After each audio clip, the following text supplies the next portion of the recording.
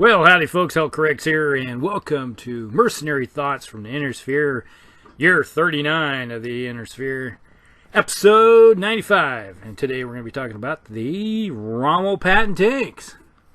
Something that I have a lot of. I use them a lot in the game because they seem to be very versatile. Yeah, there's a lot of times you're probably better off running around with a mech, maybe, but if you're playing any type of campaign where you have to use conventional arms, well, you're going to see more of these things. Now, Rommel Patton Tank. 65-ton tracked vehicle. It is about 960 points for the battle value. And for the... Let's just talk about the Patton first. Now, it's 960 points. It is a 4-6 mover, has 10 heat sinks. You say, why does it have 10 heat sinks? Because it has a fusion reactor. Yes, we have a not an internal combustion engine, but a fusion engine on a tank, which is kind of interesting when you look at its armament. It has 232 points of armor, which means it's well situated for taking some brunt. Somebody's aggression. You know, we're talking heavy mech levels of armor, so it can go toe-to-toe for a little while before it decides to either get tracked, find itself parked on someplace and becomes a pillbox, and then, well, it just has to sit there and try to control its zone. Now, armament. A Rommel, or actually the Patton Tank, carries an AC-10, which gets out there to 15 hexes or 15 inches, depending how you play in the game. Carries around 2 tons of ammo for 20 shots, which is pretty good in most games. If it's around for 20 shots, means somebody's been totally ignoring this thing and then getting ripped up by it. Has an LRM-5 in the turret, along with the AC-10, with a ton of ammo. Carries around a small laser out the front deck, front slope, and a flamer out the rear in case those infantry try to sneak up on it from behind. You can barbecue them, post toasties. So let's just talk about the Patton Tank first. This Patton Tank is my preferred version between the two because I like the AC-10 over an AC-20 because you have a little bit more range. And there's nothing to sneeze about when a vehicle hits you for 10 points of damage, especially out to 15. So you have a little bit better zone of control. You can reach out there a little bit farther. So your footprint is greater than if you have something, let's say, an AC-20, which only goes out to 9. And as I said, the armor factor on this thing is pretty decent. Now, like many times people have said, you know, vehicles are not up to par for mechs, mostly because motive hits. You know, you get hit in the track, or let's say you get a VTOL, you get lift kit, you know, you're getting punctures throughout everything, so you're not going to have the lift, so you're not have the speed, so things get bogged down quicker. Plus you get say a crit to the turret, and then your turret's locked, so you're having to physically turn the vehicle to make sure it's in the arc of fire. You know, that makes it a little harder to hit your target if it's instead of just sitting there parking. Because the nice thing about a vehicle is if you park it, it's the same as torso twisting. You're moving the turret, so it doesn't count against you.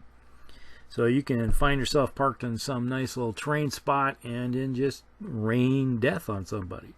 That's the nice thing about it. And with a 65-ton vehicle, being a 4-6 mover, yeah, it's not going to break any land speed records by any means, but, you know, if you're facing off other 4-6 or 3-5 mechs, you know,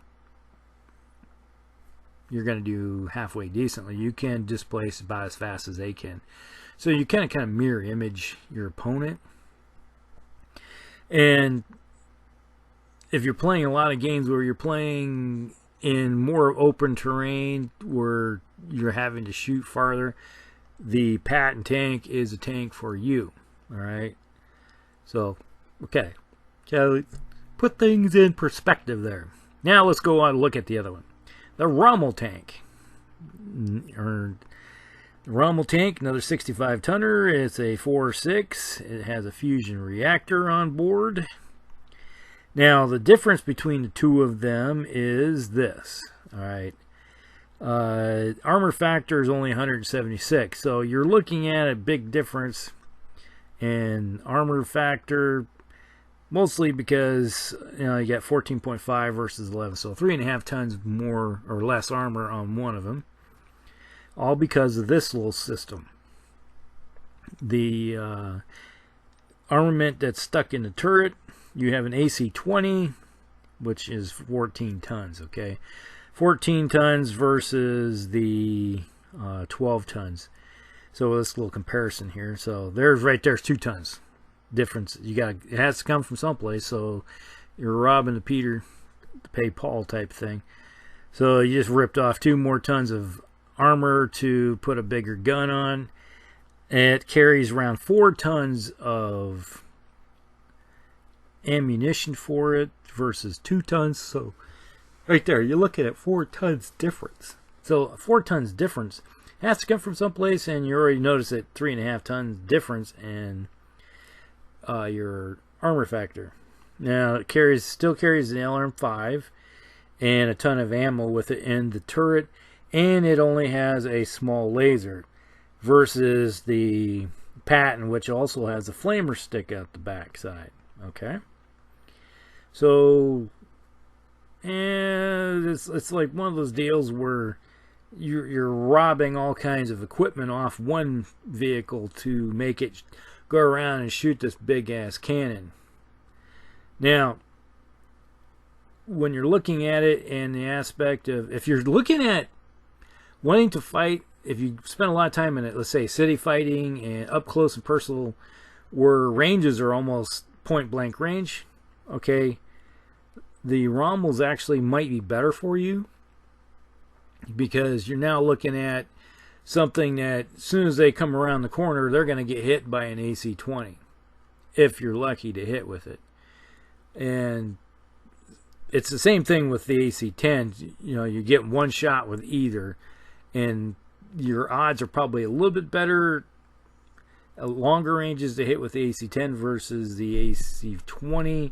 But if you're in a city fight where ranges might be short to medium range, you might not ever see the long range shooting with it.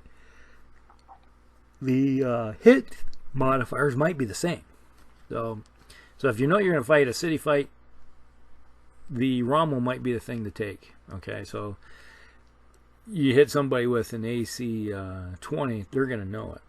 Now the other difference here is we had 960 battle value for the Patton tank, and then you got 930 basically for the Rommel.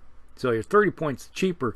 So for 30 points, you might be able to put in some infantry, okay, to back this thing up, let's say, to run interference for you. All right.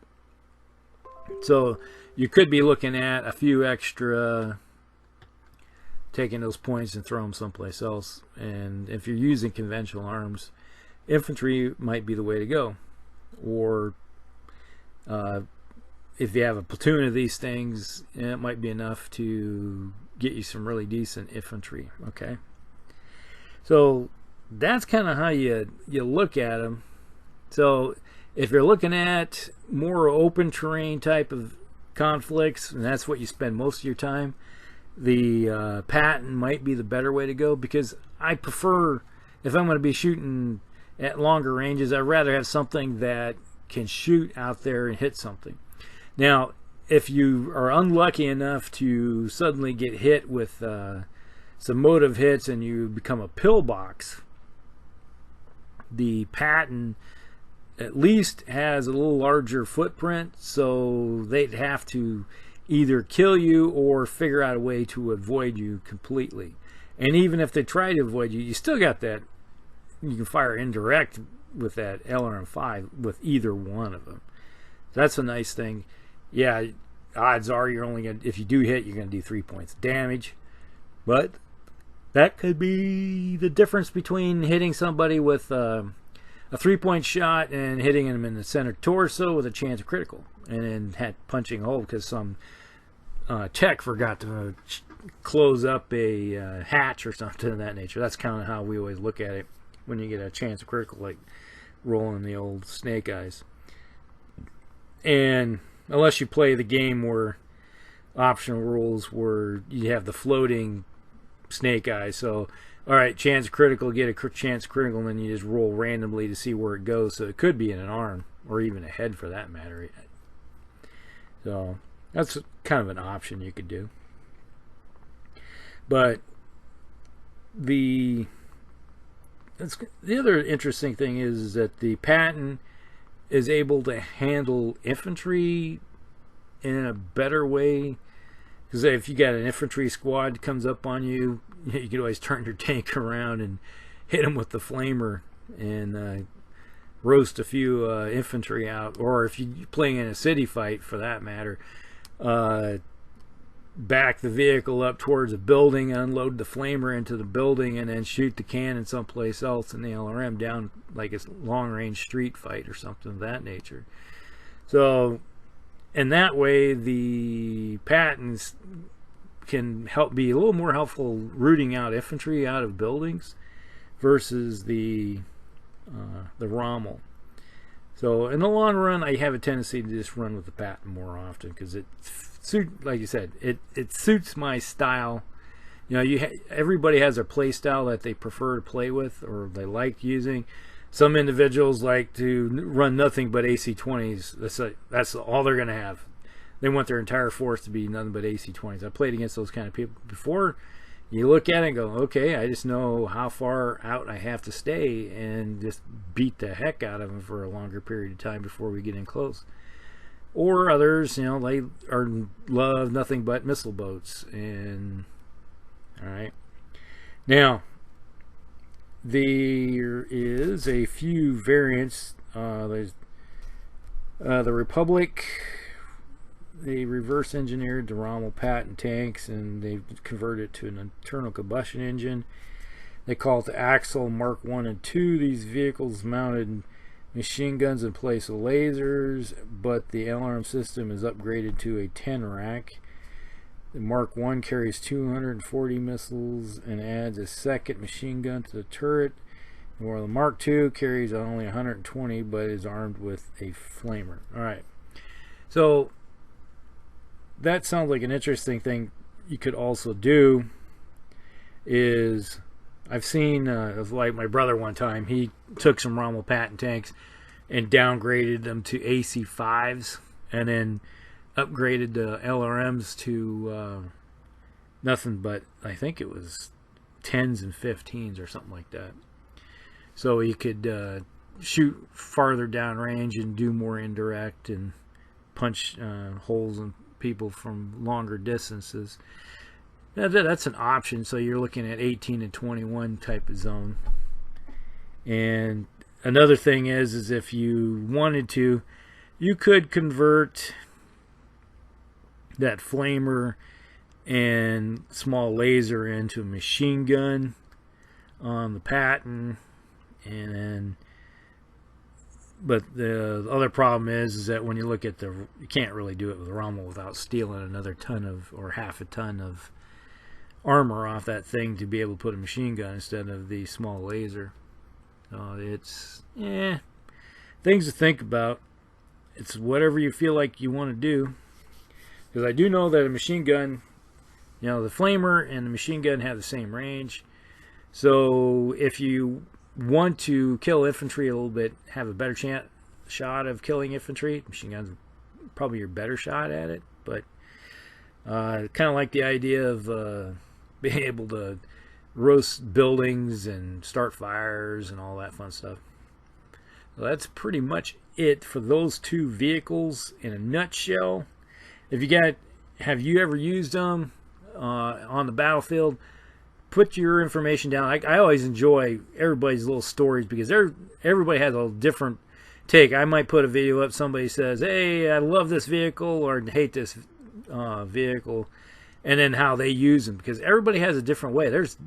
I'm always finding out new ways of how to play this game, because somebody has a different niche how they want to use it, and it's like, oh yeah, that's a great idea. Just like the longbow, we had a big discussion last week about the longbow, and some individuals had some really interesting ideas what to do with it. I liked it, so something I might have to try sometime in the future. So if you got some way you use the Rommel Patton Tanks and you think it's the next best thing since sliced bread, put it down below. Let's have a discussion. I like talking with people. As you notice, I always respond to everybody's comments when I see them come in. Sometimes, hey, the old YouTube seems to not send me any notifications, and I have to physically go in and find them. But I do respond to people. Okay, there it is. Hope you guys like and subscribe, share it with your friends, and let's grow this channel. We'll talk with you all later. Hellcracks out.